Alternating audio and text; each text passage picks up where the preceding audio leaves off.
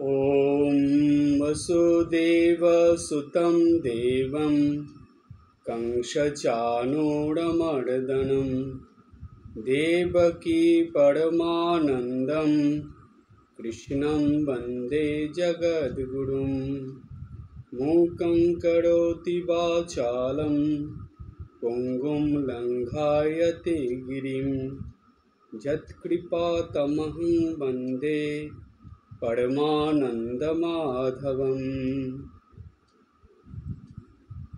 भगवान श्रीकृष्णের চরণে আমার আভূমি লুণ্ঠিত প্রণাম। আমরা ভগবানের কথা, যেই অমৃত কথা শোনার মধ্যে দিয়ে আমাদের এই গীতার আলোচনার সার্থকতা, সেই অমৃত কথা বিভিন্ন অধ্যায়ে ভগবান বলেছেন। মোট 18টা অধ্যায় গীতাতে আছে। তার মধ্যে তৃতীয় অধ্যায় যেটাকে বলা হয় কর্মযোগ, যেই অধ্যায়ের কথাগুলো প্রতিটি মানুষের দৈনন্দিন জীবনে সবথেকে বেশি প্রয়োজন, সেই অধ্যায়ের আলোচনা আমাদের হচ্ছে। আজ আমরা 40 নম্বর শ্লোকের আলোচনার মধ্যে যাব। গীতার তৃতীয় অধ্যায় 40 নম্বর শ্লোক। কারণ এটা তো আমাদের ধারাবাহিক আলোচনা চলছে, তো আমাদের 39 পর্যন্ত হয়ে গিয়েছিল, আজকে 40 হবে। তার আগে 38 আর 39 এই দুটো এর আগের ক্লাসে আলোচনা হয়েছিল। সেখানে খুব সুন্দর একটা গল্পের মাধ্যমে বোঝানো হয়েছিল যে এই কামনা বাসনা বা যেই ষড়রিপু যেটাকে বলা হচ্ছে, এগুলো কখনো পূরণ হয় না। এগুলো যত বাড়ানো যায় তত বেড়ে যায়। সেই জন্য শ্রীমা সারদা দেবীর একটা কথা আছে, মা বলছেন যে বাড়ালেই বাড়ে, অর্থাৎ যেইটা বাড়াবেন সেইটাই বাড়তে থাকবে। স্বাভাবিকভাবে এটা দেখা যায়, দেখবেন জাগতিক ক্ষেত্রে অধিকাংশ মানুষই জাগতিক সব কিছুই বাড়িয়ে তোলে। কেউ ঘুমাতে ভালোবাসে, ঘুম বাড়িয়ে দেয়। কেউ খেতে ভালোবাসে, খাওয়া বাড়িয়ে দেয়। কেউ জামা কাপড় পরতে ভালোবাসে, প্রচুর জামা কাপড় কিনতে থাকে, সেগুলো বিভিন্ন রকম পোশাক পরা বাড়িয়ে দেয়। কেউ বাজার করতে ভালোবাসে, মার্কেটিং তার শখ, প্রচুর জিনিস সে কিনে আনে, প্রায় মার্কেটে চলে যাচ্ছে। দেখবেন জাগতিক ক্ষেত্রে মানুষের এগুলোর অভাব নেই, বাড়াতেই থাকে। কিন্তু খুব কম দেখবেন যে আধ্যাত্মিকতায় কিছু বাড়িয়েছে। জাগতিক ক্ষেত্রে যদি বাড়ালেই বাড়ে, এটা যদি প্রযোজ্য হয়, তাহলে আধ্যাত্মিক ক্ষেত্রে কেন হবে না? কিন্তু মানুষ ভাবে না, এটা শুধু জাগতিক ক্ষেত্রের জন্য, এটা আধ্যাত্মিক ক্ষেত্রের জন্য নয়। ভুলটা এখানেই, আধ্যাত্মিক ক্ষেত্রে বাড়াতে হবে। জাগতিক ক্ষেত্রে বাড়িয়ে বাড়িয়ে কি রাখতে পারে মানুষ? বাড়িয়ে বাড়িয়ে সেটা ঘরে জমিয়ে পরে সেটা হয় ডাস্টবিনে ফেলতে হয়, না হলে নষ্ট করে সেগুলোকে ঘরের পিছনে বা কোথাও জঙ্গলের মধ্যে গিয়ে ফেলে দিতে হয়। কি লাভ এতে? জানেন, মানুষ এই যে জাগতিক চাহিদা এত বাড়ায়, এত কিছু করে, এতে এক ধরনের পাপ করে সে, এক ধরনের অপরাধ। কি অপরাধ জানেন? আপনি যেই জিনিসগুলো অতিরিক্ত বাড়িয়ে নিচ্ছেন, যেগুলো আপনি বাড়িয়ে আপনার কাছে সঞ্চয় করে রাখছেন, আপনি কিন্তু পরোক্ষভাবে অপর একজনকে এগুলোর থেকে বঞ্চিত করছেন। আপনি আপনার প্রয়োজন থেকে যখনই কিছু বেশি আপনার মধ্যে রাখছেন, আপনার কাছে জমাচ্ছেন, আপনি সেটাকে গ্রহণ করছেন, সংগ্রহ করছেন, তখনই আপনি কিন্তু অপরকে বঞ্চিত করছেন। যতটুক প্রয়োজন ততটুক রেখে বাদবাকিটা আপনি দিয়ে দিন অপরকে, বা যেগুলো সঞ্চয় করবেন না, গ্রহণ করবেন না, রাখবেন না, দেখবেন সেটা অপরের কাছে যাবে। তাই বলা হচ্ছে যে মানুষ জেনে শুনে এই ভুলগুলো করে, এই অপরাধগুলো করে। তাই জাগতিক চাহিদা, কামনা বাসনা যেগুলো বাড়ালে ক্রমাগত বেড়ে যায়, সেটা কখনো বাড়ানোর চেষ্টা করবেন না। ঠিক প্রয়োজন যতটুকু ততটুকুই করবেন। জানবেন বাড়ানোর চেষ্টা করলে এটা বাড়তে থাকবে, আর ওইটা বাড়তে বাড়তে এমন অবস্থায় নিয়ে যাবে, ওটাই আপনাকে সবার কাছে খারাপ করে দেবে। ঈশ্বরের কাছ থেকে তো দূরে সরিয়ে দেবেই, এমনকি সবার কাছে খারাপ করে দেবে। তাই কি করতে হয়? সংযমের কথা বলা হলো আমাদের শাস্ত্রে। সংযম করতে হয় সব কিছুতে, খাওয়া দাওয়া, ঘুমানো, সাজগোজ করা, কথাবার্তা বলা, তারপরে এই বাজার করা, যাই করি আমরা জাগতিক যেগুলো করি সব কিছুর মধ্যে সংযম আনতে হয়। যদি বাড়াতে হয় তাহলে আধ্যাত্মিকতার মধ্যে কিছু বাড়াতে হবে। জপ বাড়াতে হয়, স্মরণ মনন বাড়াতে হয়, ধর্মীয় শাস্ত্র পাঠ করা বাড়াতে হয়, পূজার সময়, নিত্য পূজার সময় ধীরে ধীরে একটু একটু বাড়াতে হয়, সন্ধ্যা বন্দনার সময় বাড়াতে হয়, আশ্রমে যাওয়া, সাধুসঙ্গ করা, এগুলো বাড়াতে হয়। কোথায় দেখবেন এগুলোই দিনের পর দিন কমে যায়, কিন্তু জাগতিকগুলো দিনের পর দিন বেড়ে যায়। খুব অদ্ভুত ব্যাপার। কিন্তু প্রকৃত ভক্ত যারা, তাদের উল্টো হবে। ভগবান বলছেন যে প্রকৃত ভক্তের স্বভাব কেমন? জাগতিক মানুষরা, বেশিরভাগ মানুষরা যেই রকমভাবে জীবনযাপন করে, ভক্তরা সেইভাবে জীবনযাপন করবে না। তারা আধ্যাত্মিকতার মধ্যে দিয়ে বেশি সময় অতিবাহিত করে জীবনযাপন করবে। এই পথই তো দেখিয়ে গেলেন ভগবান রামচন্দ্র, শ্রীকৃষ্ণ, চৈতন্যদেব, শ্রীরামকৃষ্ণদেব। তারা তো এই পথ ধরেই চলার কথা বললেন, এবং সেটা সংসারে থেকে কিভাবে চলতে হবে সেটা শ্রীমা সারদা দেবী নিজের জীবন দিয়ে দেখিয়ে গেলেন। যে দেখো, সংসারের থেকেও, আধ্যাত্মিকতার মধ্যে বেশি সময় থেকেও সংসার জীবন যাপন করা যায়, সংসার জীবনে চলা যায়। এটা মা দেখিয়ে দিলেন, যাতে কেউ প্রশ্ন আনতে না পারে যে অবতার পুরুষরা তো বলে দিলেন, তারা তো আর সংসারের মধ্যে গেলেন না, তারা কি বুঝবেন। এই কথা যাতে কেউ বলতে না পারে, সেজন্য শ্রীমা সারদা দেবী, দেবী বিষ্ণুপ্রিয়া, তারা কিন্তু দেখিয়ে দিয়ে গিয়েছেন যে দেখো, সংসারে থেকেও আধ্যাত্মিকতার মধ্যে দিয়ে বেশি সময় অতিবাহিত করে কিভাবে জীবনযাপন করা যায় এটা দেখো। জাগতিক কামনা, বাসনা, চাহিদা, প্রত্যাশা, আশা, চাওয়া পাওয়ার ইচ্ছা, এগুলো সংযমের মধ্যে এনে জীবনযাপন করা যায়। এটা শ্রীমা সারদা দেবী দেখিয়ে দিলেন, গোলাপ মা দেখিয়ে দিলেন, যোগিন মা দেখিয়ে দিলেন, এর আগে বিষ্ণুপ্রিয়া দেবী দেখিয়ে গেছেন। কত উদাহরণ, কিন্তু মানুষ এগুলোকে ভাবেও না, দেখেও না। তারা এই জাগতিকের মধ্যেই বেশি সময় কাটায়, কিন্তু ঠিক ঠিক ভক্ত হলে তারা কখনো এটা করবে না। তাই জানবেন, আমাদের আদর্শ হলো শ্রীমা সারদা দেবী।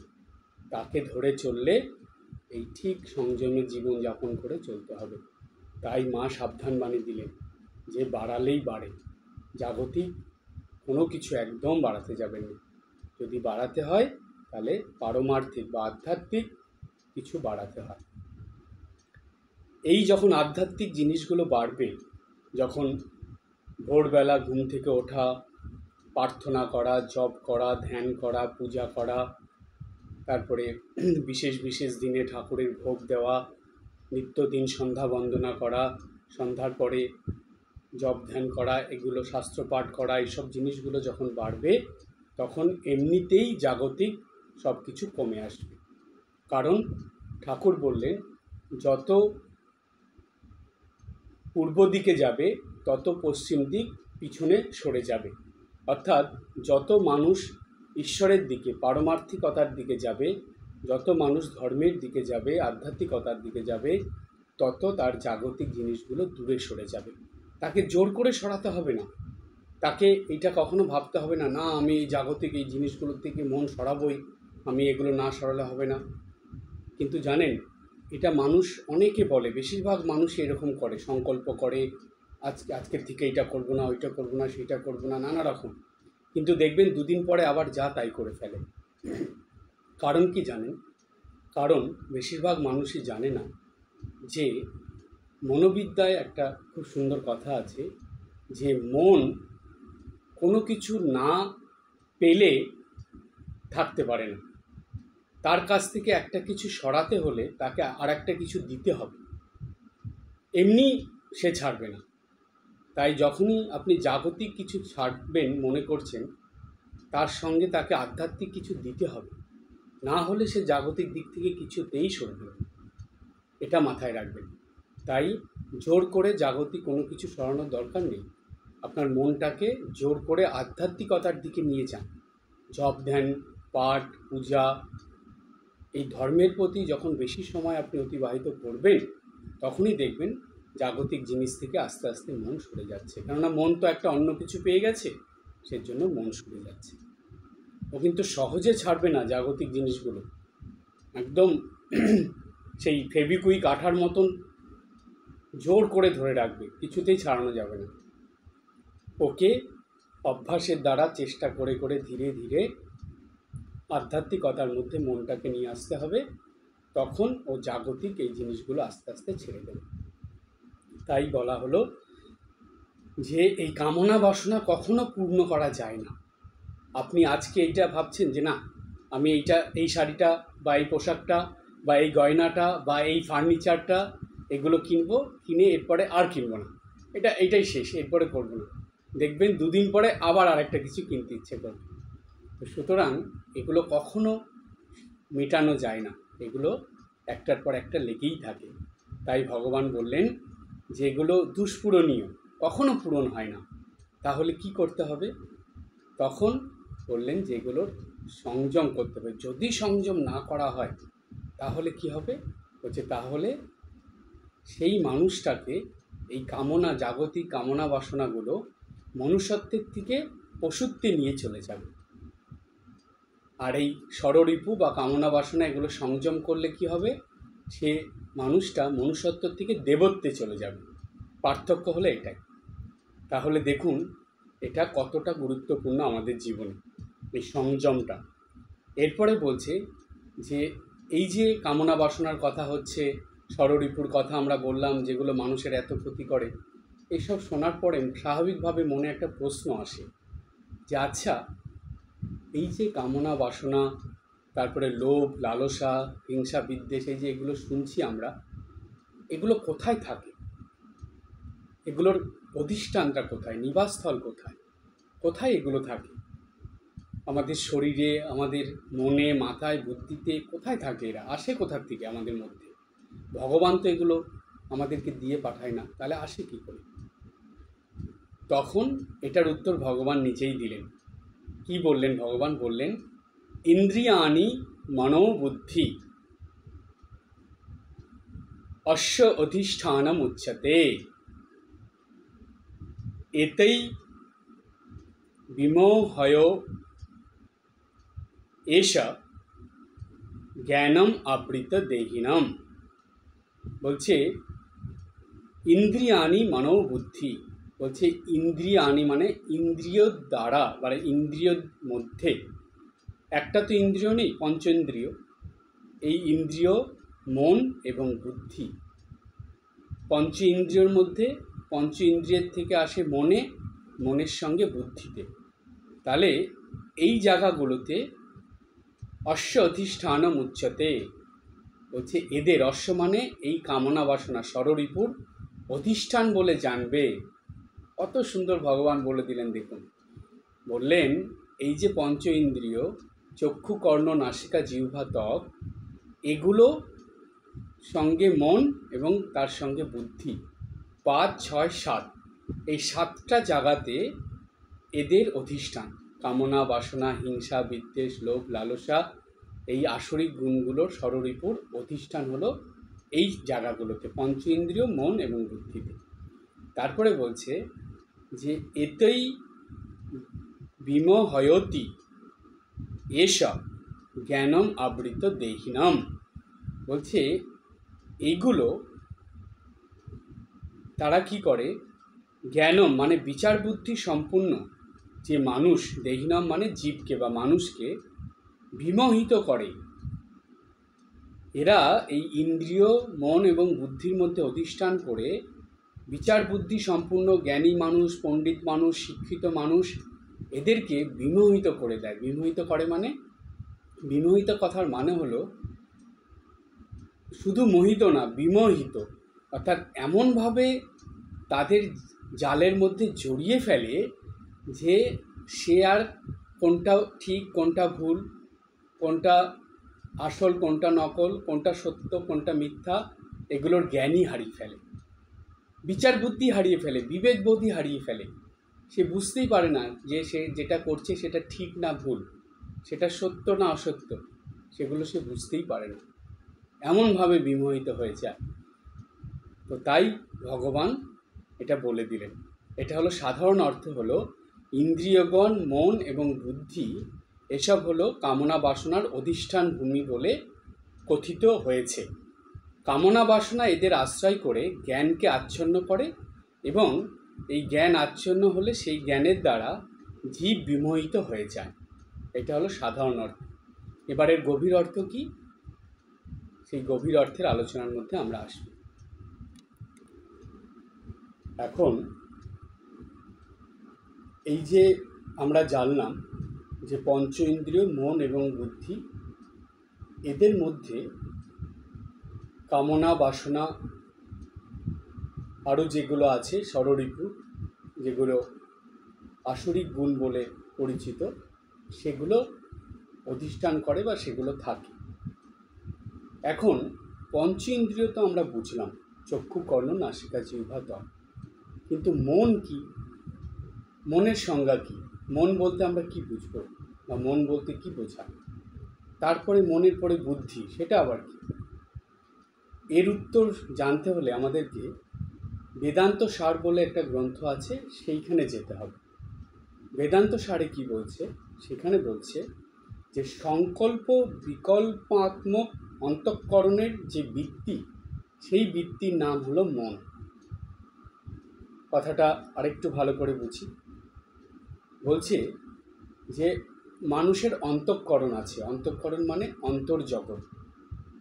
যেমন বহির্জগৎ আছে, সেরকম মানুষের ভিতরেও একটা অন্তর্জগৎ আছে। এই অন্তর্জগতের মধ্যে সংকল্প বিকল্পাত্মক, সংকল্প আবার বিকল্প, অর্থাৎ এইটা একটা কিছু করার জন্য ঠিক করা হচ্ছে, আবার কিছুক্ষণ পর সেটা বাদ দিয়ে আরেকটা কিছু করা হচ্ছে। ভিতরে এই রকম চিন্তা ক্রমাগত চলতে থাকে, এইটা করব না ওইটা, এখন করব না তখন, এই সময় না সেই সময়। কোনো কিছু দেখবেন করার আগে মনের ভিতরে অন্তঃকরণে এই যে সংকল্প বিকল্পগুলো হতে থাকে, বেদান্ত সারে বলছে এই যে বৃত্তি, এই বৃত্তির নাম হলো মন। অনবরত যেটা চলছে, যেটা বন্ধ নেই। দেখবেন মন সব সময় কাজ করে। যখন আপনি ঘুমাবেন তখনও মন কাজ করে। যদি মন কাজ না করে তাহলে আপনি স্বপ্ন দেখেন কি করে? এই স্বপ্নটা যে আসছে এটা মনেরই কাজ, মনই এগুলো নিয়ে আসার জন্য দায়ী।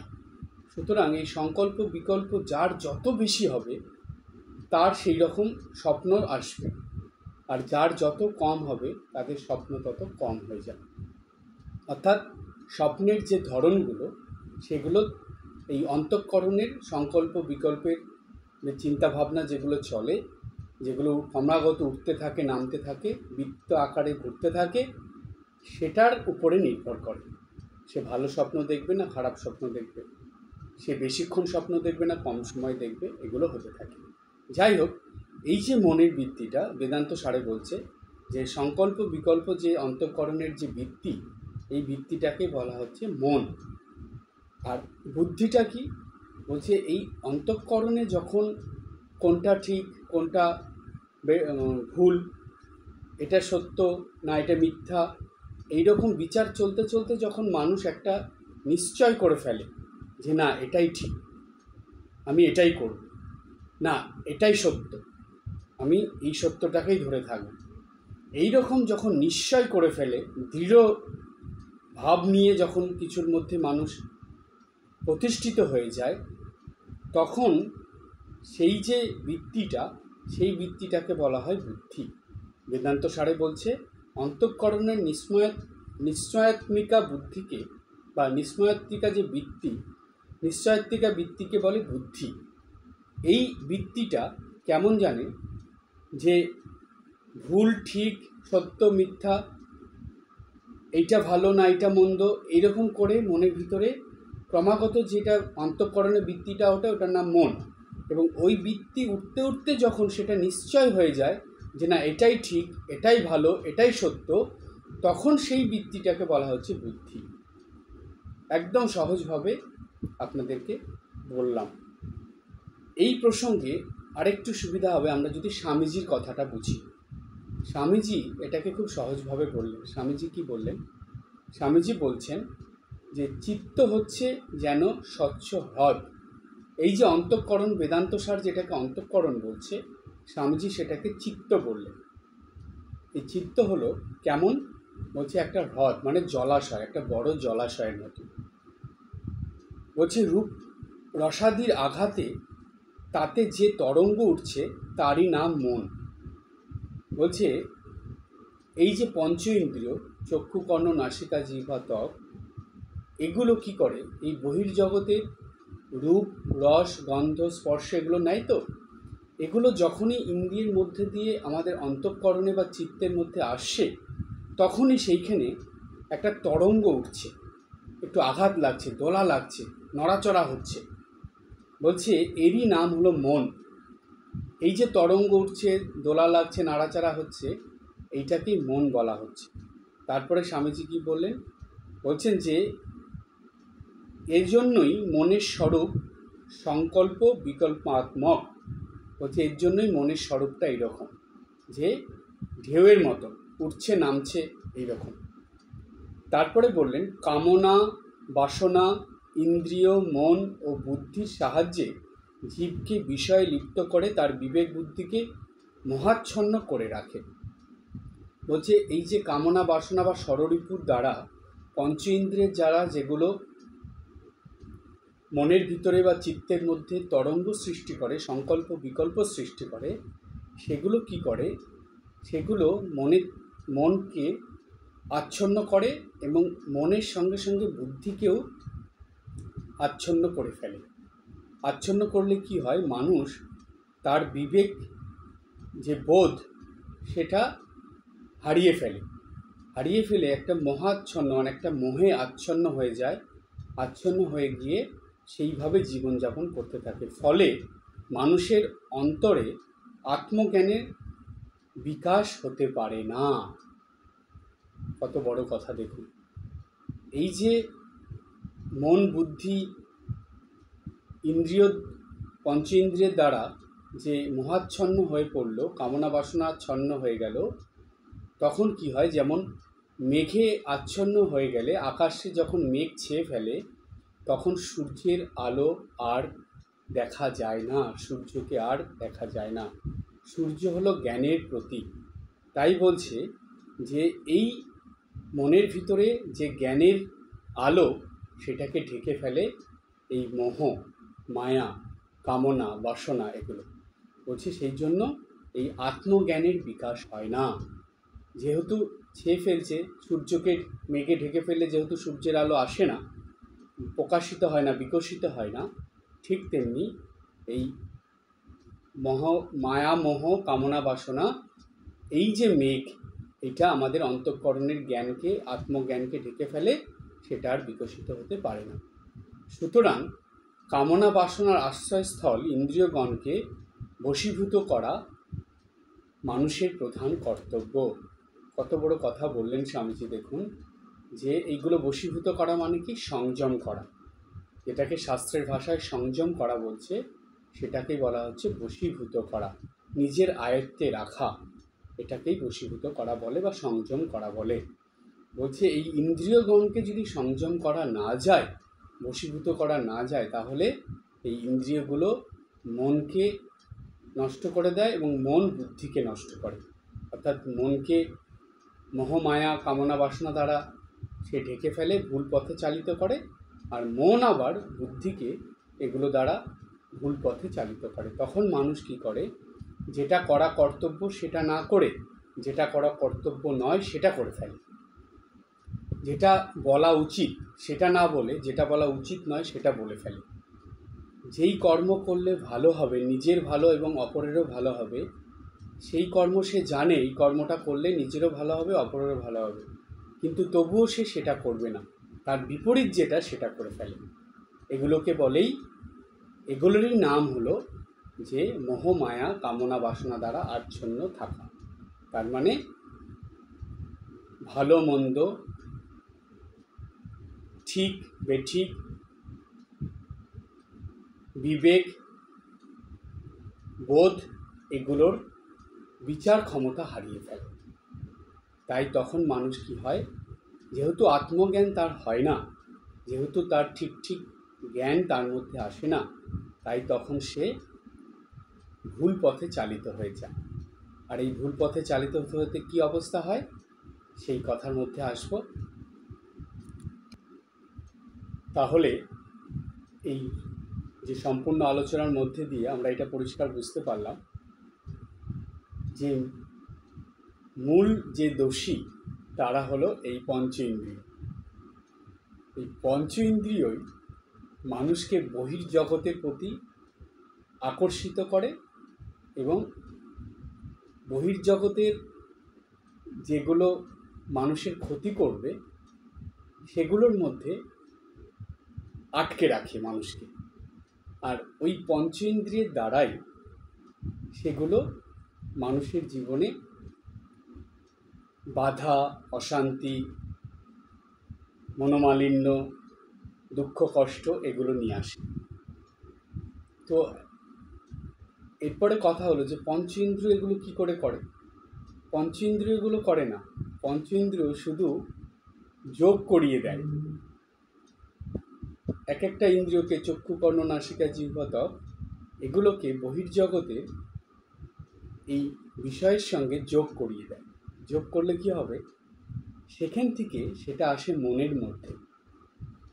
এবার মন এমন, ও বসে রয়েছে ভিতরে, ওর কাছে ভালো কিছু দিলে ও সেটা ভালো দেবে, রিটার্ন মানে ফিরিয়ে দেবে আপনাকে, আর খারাপ কিছু দিলে সে আপনাকে খারাপ ফিরিয়ে দেবে। তাই ইন্দ্রিয় যদি ভালো কিছু মনকে দেয় তবেই মন ভালো কিছু আপনাকে দেবে, আর ইন্দ্রিয়গুলো যদি খারাপ কিছু মনকে দেয় তাহলে মন খারাপ কিছু আপনাকে দেবে। এটা কিভাবে বোঝা যায়? তখন বলছে এটা মন দেয়, বলছে না মনও দেয় না। তাহলে বলছে মন আবার এটা বুদ্ধির কাছে পাঠায়, বুদ্ধি এটা করে, বুদ্ধির সাহায্যে আমরা এই ভালো খারাপটা পাই।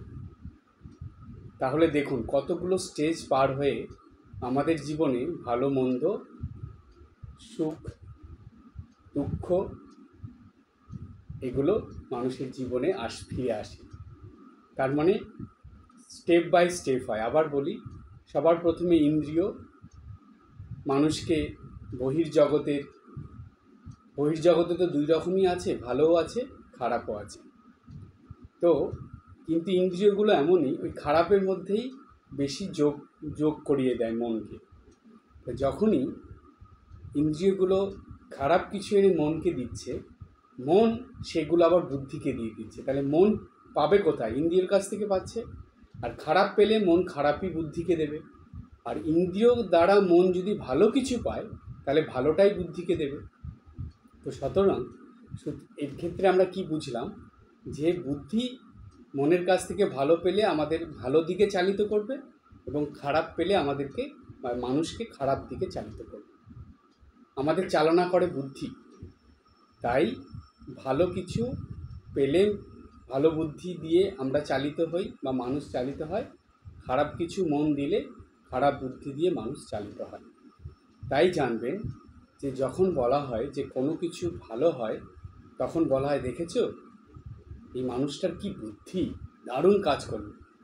তার মানে আমরা বুদ্ধির কথা বলি।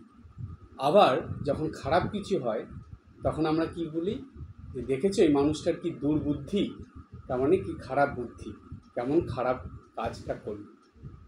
তার মানে বলা হয় যে বুদ্ধি মানুষকে চালিত করে। তাই আলোচনার শেষে আপনাদের এটাই বলবো, যারা যারা শুনছেন সবাই এটা সবসময় মনে রাখবেন, ইন্দ্রিয় মনকে যেটা দেবে মন সেটাই বুদ্ধিকে দেবে, বুদ্ধি সেইভাবেই আমাদেরকে চালিত করবে।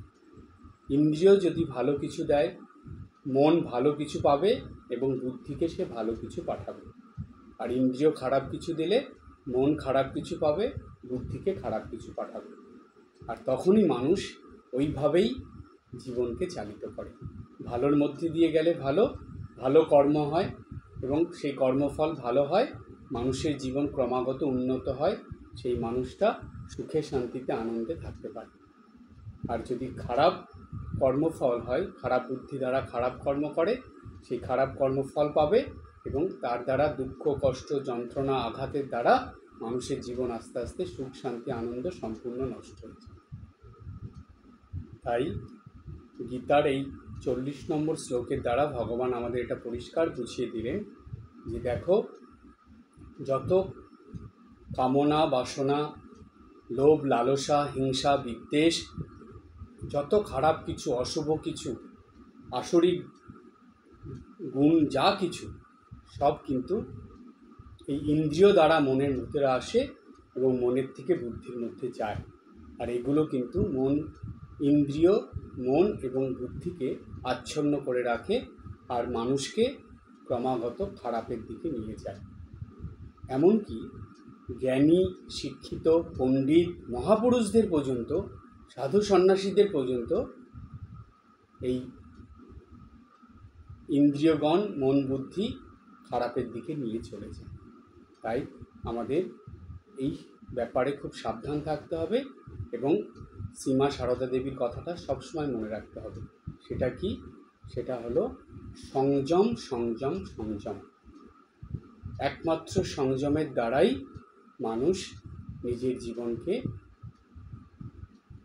জাগতিকভাবেও যেমন ভালো রাখতে পারে, আধ্যাত্মিক দিক থেকেও ক্রমাগত উন্নতির দিকে নিয়ে যেতে পারে। তাই মায়ের কথা মেনে আর ভগবানের এই সাবধান বাণী সর্বদা স্মরণ রেখে আমাদেরকে দৈনন্দিন জীবনযাপন করতে হবে। আজ এই পর্যন্ত। সবাই ভালো থাকবেন, হাসি খুশি আনন্দে থাকবেন। ওম শান্তি শান্তি শান্তি। হরি ওম তৎসৎ। শ্রীরামকৃষ্ণার্পণমস্তু।